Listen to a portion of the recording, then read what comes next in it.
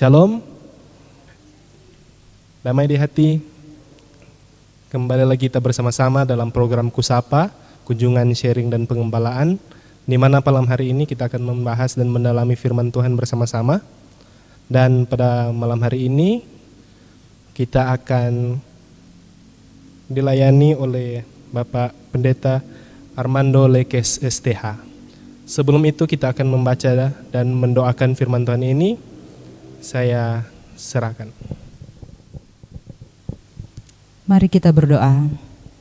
Segala puji, hormat, syukur dan sembah kami naikkan kepadamu ya Bapa di surga, karena sungguh Engkau terlalu amat sangat baik dalam kehidupan kami, sehingga di saat ini Engkau masih memberikan waktu dan kesempatan bagi kami untuk kembali belajar tentang firman-Mu. Saat ini ya Tuhan, kami akan memulaikan program Kusapa.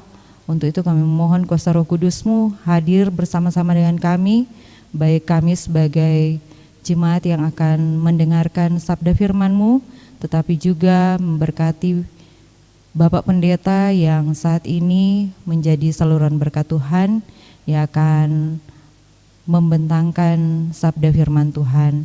Untuk itu ya Tuhan, kami serahkan jalannya program Kusapa di saat ini hanya ke dalam tangan-Mu yang penuh kasih. Di dalam nama Tuhan Yesus yang adalah Tuhan dan Juru Selamat kami yang hidup. Amin.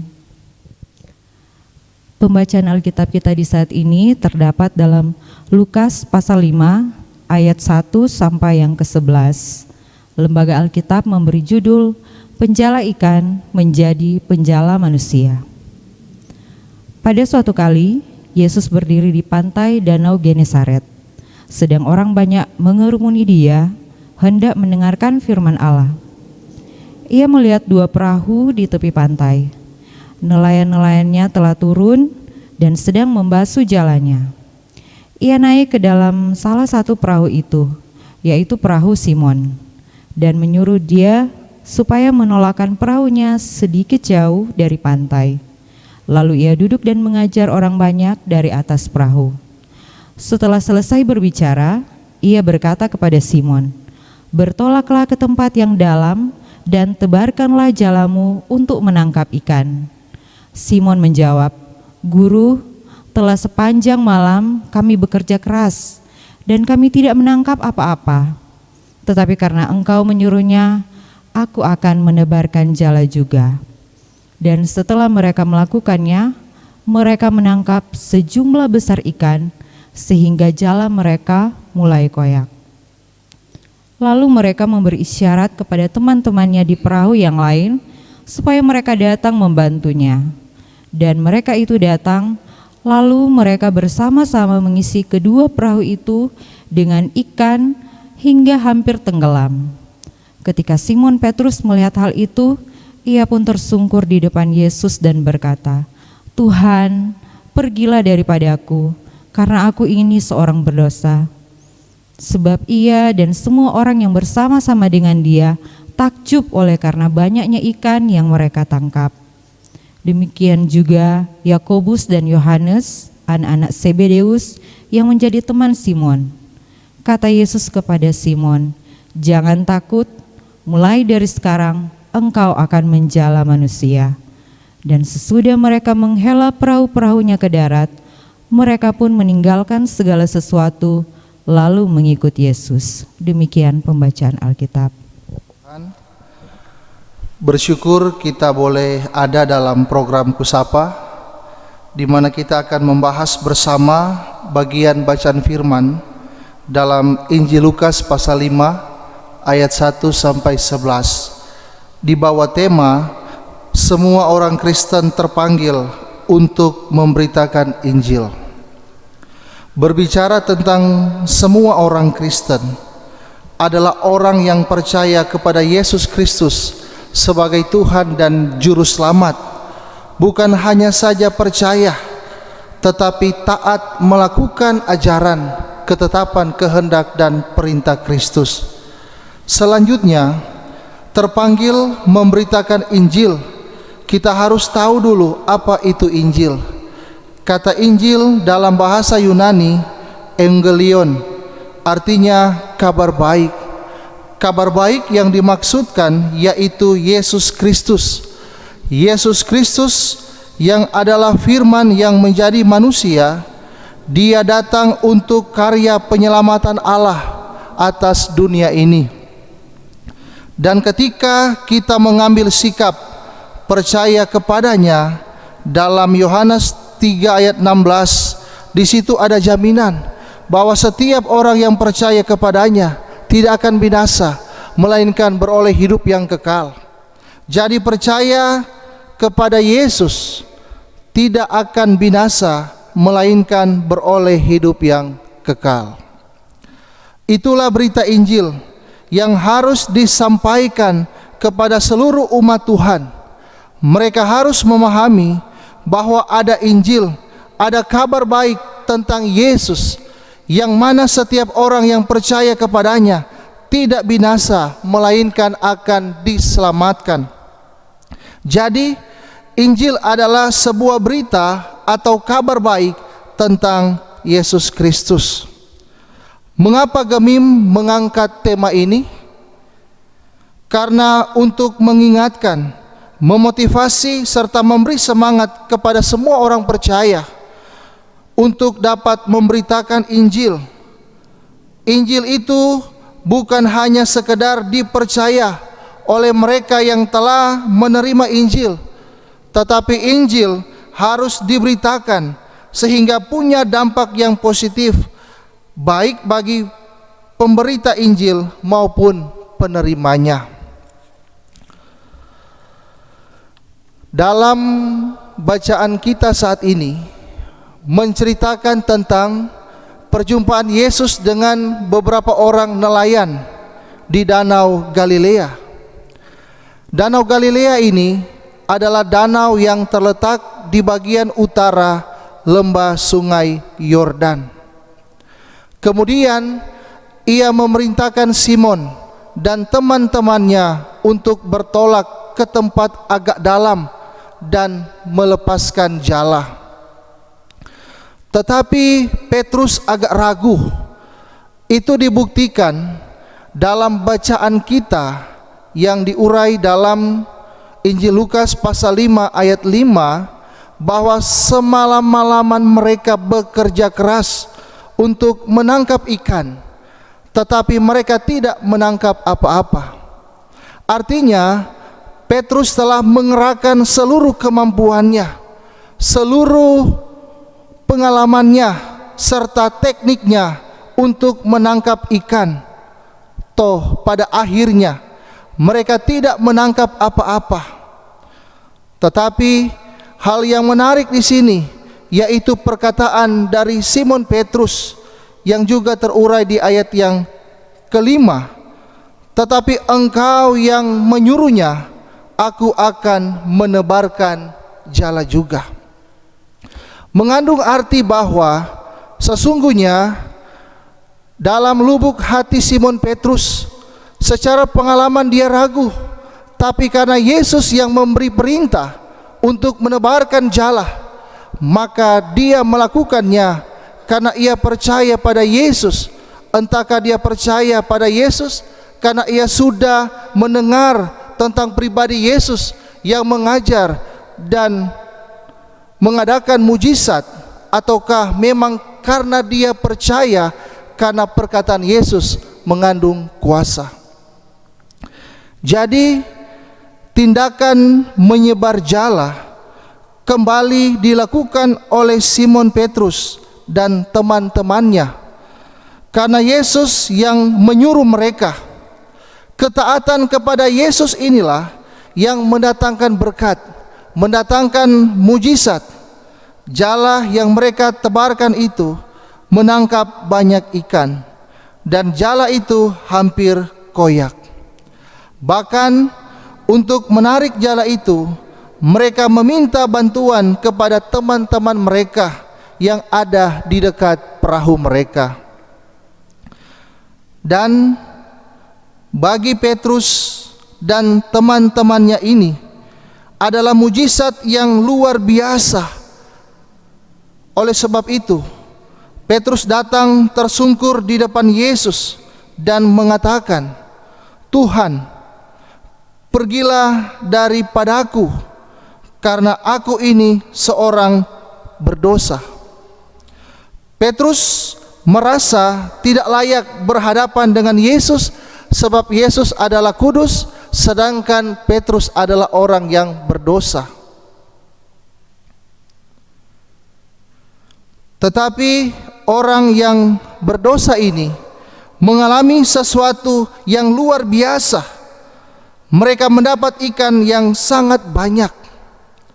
Ketika Petrus tersungkur di hadapan Yesus dan mengakui dirinya berdosa, kemudian Yesus berkata, "Jangan takut, mulai dari sekarang engkau akan menjadi penjala manusia."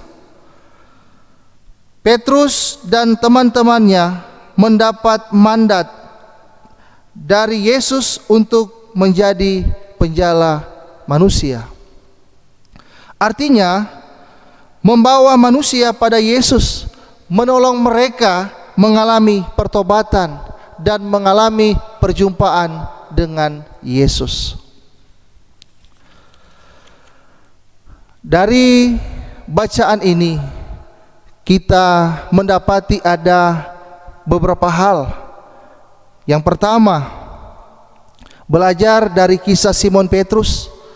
Sekalipun dia sadar bahwa dia berdosa, tetapi dia mau membuka hati menerima Yesus yang diwujud nyatakan lewat pertobatan melalui sikap dan perilakunya. Dilanjutkan untuk memberi dirinya dipakai bukan hanya sekedar menjadi penjala ikan, tetapi mau dipakai oleh Tuhan untuk menjadi penjala manusia. Yang kedua, perkembangan teknologi zaman sekarang ini lebih mempermudah seseorang untuk mengakses apa yang dia butuhkan, termasuk mencari tahu tentang siapa Yesus dan kebenarannya, apa itu Injil dan apa manfaatnya bagi orang percaya. Semuanya lebih dipermudah. Bahkan untuk memberitakan Injil lewat renungan dan khotbah-khotbah, orang bisa memakai media YouTube yang bisa diakses oleh semua orang.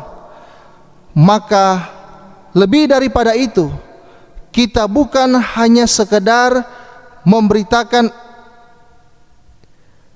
Injil, tetapi bagaimana Injil itu juga diwujud nyatakan lewat kehidupan sebagai orang yang telah menerima Injil itu sendiri. Hidup memberi arti bagi orang lain. Hidup menjadi teladan dalam tutur kata, tingkah laku dan perbuatan. Itulah Injil yang dapat mengubahkan kehidupan kita sebagai umat kepunyaannya. Hidup menghasilkan buah dan hidup menjadi saksi Kristus, di mana orang bisa mengenal Injil dan percaya Injil melalui keteladanan yang kita perlihatkan dalam cara hidup kita yang menyenangkan hati Tuhan, dipraktekkan dalam sikap dan perilaku. Demikian.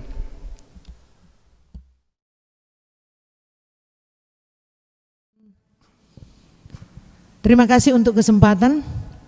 Saya ingin bertanya, Pendeta, tentang materi kita di malam hari ini. Tentu saja untuk menambah pengetahuan kita tentang bagaimana orang itu menjadi pengikut Kristus, penjala orang yang betul-betul baik dan benar di hadapan Tuhan. Yang pertama tentu saja, apa kok DP tanda-tanda bahwa seseorang sudah bertobat dan menjadi pengikut Kristus, sehingga dalam melaksanakan tugas tanggung jawab sebagai orang-orang yang mengaku percaya Yesus Kristus sebagai Tuhan dan Juru Selamat, sebagai orang yang sudah ditebus dosanya, nyata di dalam kehidupan ini. Karena kebanyakan yang orang lihat kok pendeta walaupun bilang sejadi pelayan Tuhan, tetapi kata dan tindakan itu nyandak sama. Berbeda sekali. Kalau bilang khotbah bagus sekali. Mar dalam tindakan kadang-kadang menyakitkan orang lain. Nyanda bisa menjadi berkat. Padahal kan orang Jawa sombayang selalu biarlah orang menjadi berkat bagi banyak orang. Itu pertama Pak Pendeta. Kedua, ini orang dalam pekabaran Injil dan pendidikan Kristen, orang masuk di tahun memperingati yang ke 192 kan Pendeta. Nah tapi kebanyakan sekarang orang Kristen yang bilang Kristen, ya mau bilang juga cuma mau taruh di KTP atau benar-benar dia memang Kristen. Ini anak dapat lihat kan di dalam kadang-kadang di kehidupan cuma sekedar terdaftar di Gemim. Ini khususnya kita bicara karena pekabaran Injil dan pendidikan Kristus di tanah Minahasa itu Gemim. Jadi cuma sekedar terdaftar di gereja Masehi Injili di Minahasa. Tetapi dalam kenyataannya bahwa banyak sekali anggota-anggota jemaat Gemim terdaftar dalam database, dia tertulis Gemim, tetapi dia dalam aktivitas kehidupannya, dalam peribadatannya cuma sekali-sekali jatuh datang stort muka. Tetapi dia beribadah di persekutuan doa, di tempat-tempat yang lain. Yang kadang-kadang dikatakan bahwa di Gemim nyanak ada DP roh. Di sana kata banyak. Orang waktu di Gemim nyanak baik orang pesaki. Mar sedang orang-orang datang dari denominasi yang lain datang basombayang, orang pepanyaki terus baik. Tetapi nyanak mau cabut DP keanggotaan Gemim. Ulangi, jadi ada banyak orang Kristen yang database-nya masuk di dalam data Gemim. Tetapi dalam aktivitas peribadatannya nyanda aktif. Cuma sekali-sekali juga datang stort muka.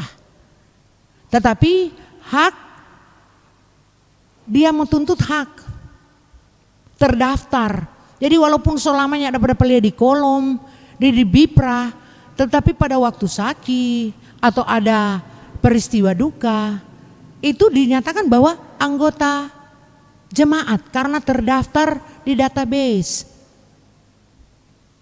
Sehingga kadang-kadang pada waktu mengevaluasi kehadiran jemaat dalam persekutuan di jemaat-jemaat, mungkin juga di jemaat-jemaat yang lain, 1 tahun itu kehadiran cuma 28 sampai 35% kehadiran di gereja.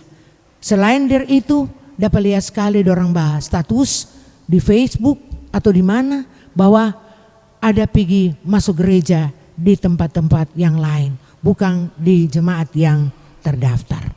Jadi cuma itu Pak Pendeta pertanyaan kami. Terima kasih. Jadi bagaimana kita melihat tanda-tanda seorang yang sudah bertobat dan menjadi pengikut Kristus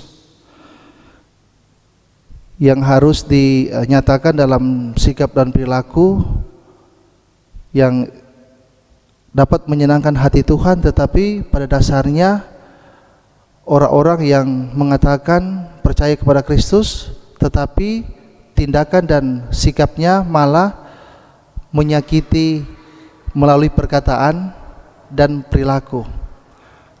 Nah, artinya orang-orang yang seperti itu adalah orang-orang yang tidak mau dituntun dengan pekerjaan Roh Kudus. Kita ingat melalui peristiwa kenaikan Roh Kudus, Tuhan mencurahkan kuasa Roh Kudus kepada murid-muridnya, sehingga mereka dipenuhi dengan Roh Kudus, sehingga mereka berkata-kata dengan kata-kata yang mudah dimengerti. Dan melalui pekerjaan Roh Kudus semakin banyak orang yang terpanggil menjadi percaya kepada Yesus Kristus, menyaksikan pekerjaan tangan kasih-Nya yang dahsyat dan ajaib.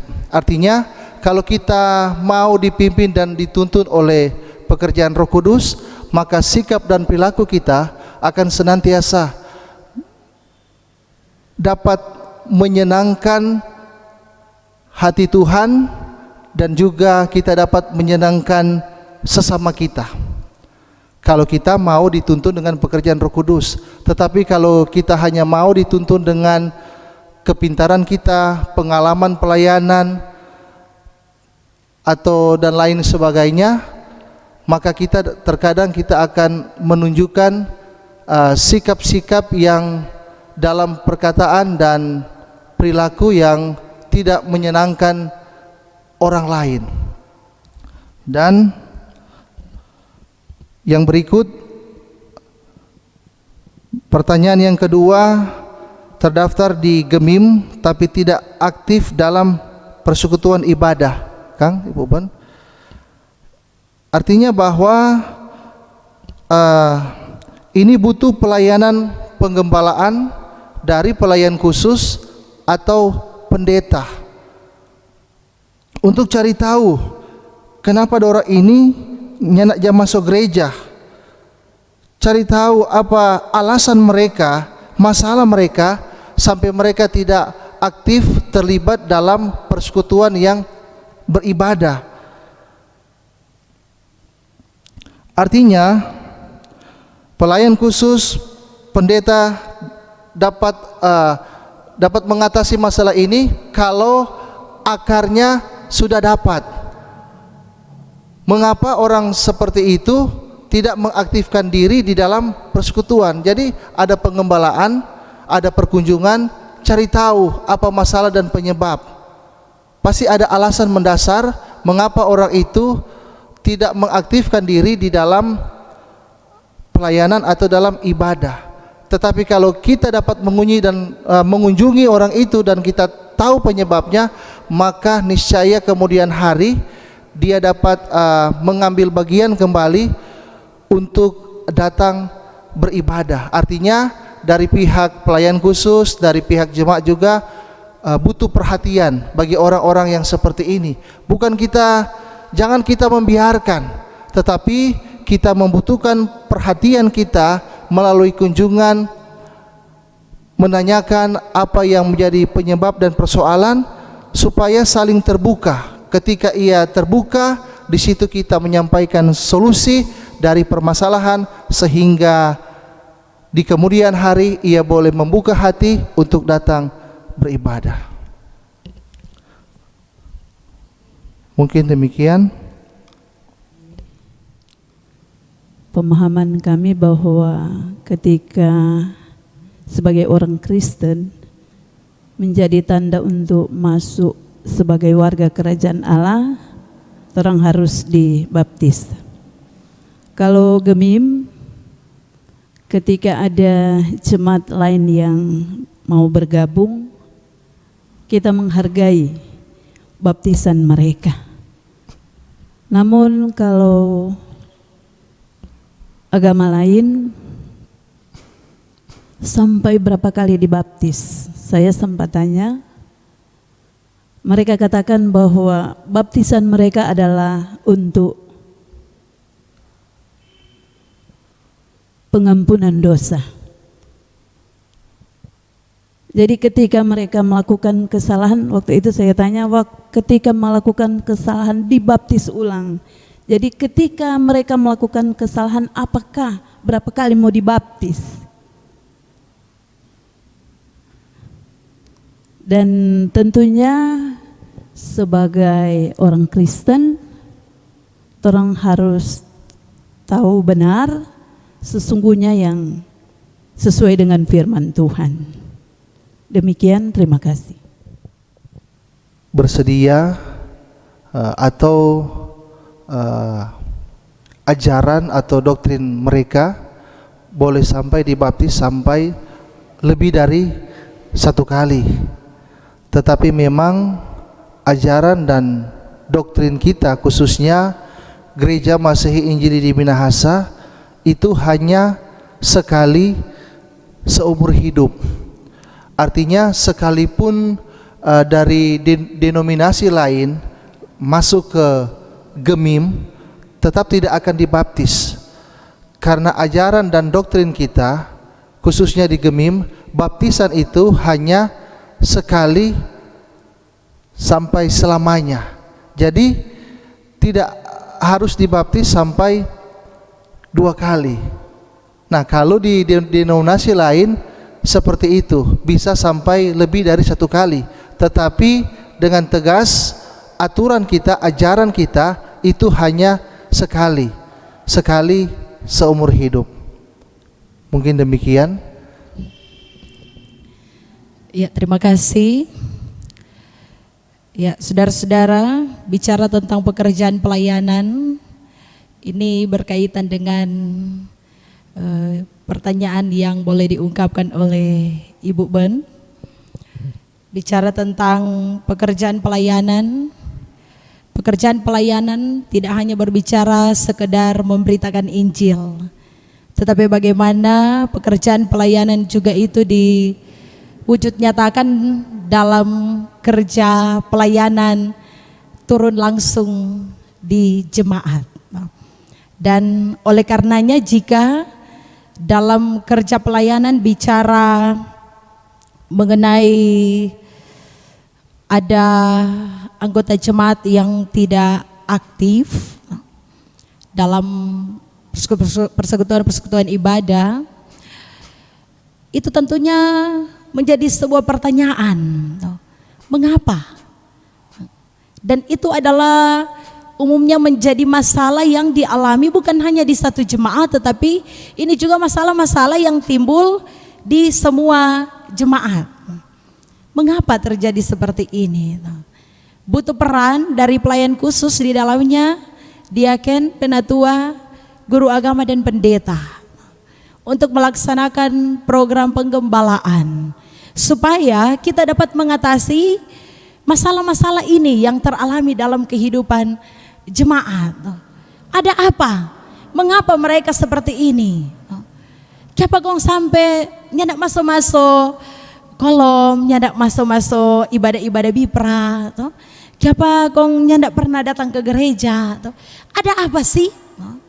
Jika ada peran penting di dalamnya secara khusus, pelayan khusus yang turun langsung, maka sudah nyata kita akan mendapati problem apa, masalah apa yang teralami, dan sudah pasti akan ada solusi yang akan membuat sama-sama akan ada pada rasa kelegaan.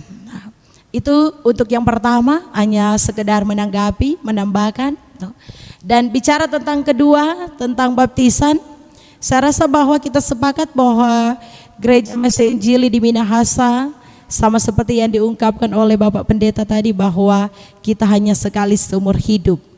Matius pasal 28 ayat 19 sampai 20, di situ ada perintah untuk baptislah mereka. Dikatakan yang terpenting di sini bukan tentang cara, bukan tentang cara ini yang diselamatkan dan ini yang tidak, tetapi bagaimana perintah baptisan itu dilakukan dalam nama Allah Bapa, Putra dan Roh Kudus. Dan kita meyakini bahwa dengan baptisan ini bahwa tidak ada yang berbeda dari golongan mana namanya dibaptiskan dengan memakai Allah Bapa, Anak dan Roh Kudus, maka sudah pasti itu semua sama. Dari denominasi manapun tetap itu sama. Mungkin demikian. Makasih. Ya, demikian seluruh rangkaian kita dalam acara Kusapa pada saat ini. Terima kasih atas perhatian dari seluruh audiens dan semua pelosus yang hadir. Sekarang kita akan lanjut dalam ucapan terima kasih sekalian doa penutup yang akan dibawakan oleh Ibu Diaken Olivia Kaunang Manopo SE. Kepada Ibu dipersilakan.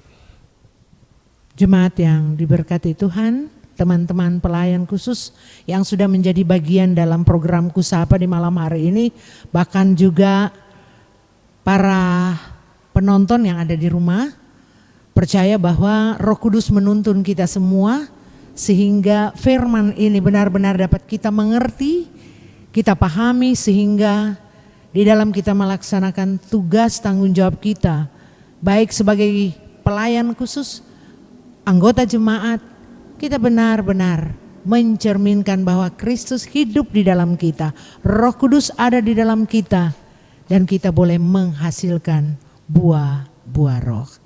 Untuk itu, atas nama kami semua yang hadir mengucapkan banyak terima kasih untuk pembawa materi di malam hari ini, Bapak Pendeta Armando Lekes, STH. Tuhan kiranya terus menjaga, memberkati, dan memelihara Bapak Pendeta di tengah-tengah keluarga, bahkan di tengah-tengah pelayanan, dan dibuat selalu berhasil. Menutup acara Kusapa kita di malam hari ini, saya undang kita semua berdiri dan kita satu dalam doa. Kita berdoa. Bapa, di dalam nama anak-Mu Yesus Kristus kami bersyukur dan berterima kasih karena waktu indah yang Tuhan karuniakan bagi kami, sehingga kami boleh diberkati lagi dengan pengajaran tentang kebenaran firman Tuhan.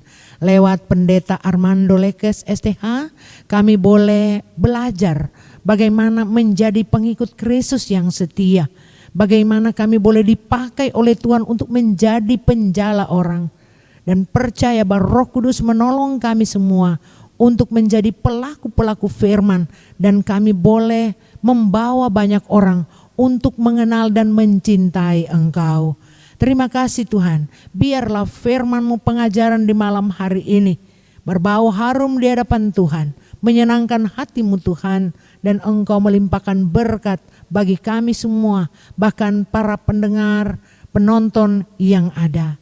Inilah doa kami Tuhan, dalam nama Tuhan Yesus Kristus kami berdoa. Amin. Demikian Kusapa kita pada saat ini. Saya ucapkan terima kasih kembali, dan sampai jumpa kita dalam program Kusapa pada saat berikutnya. Terima kasih, sampai jumpa.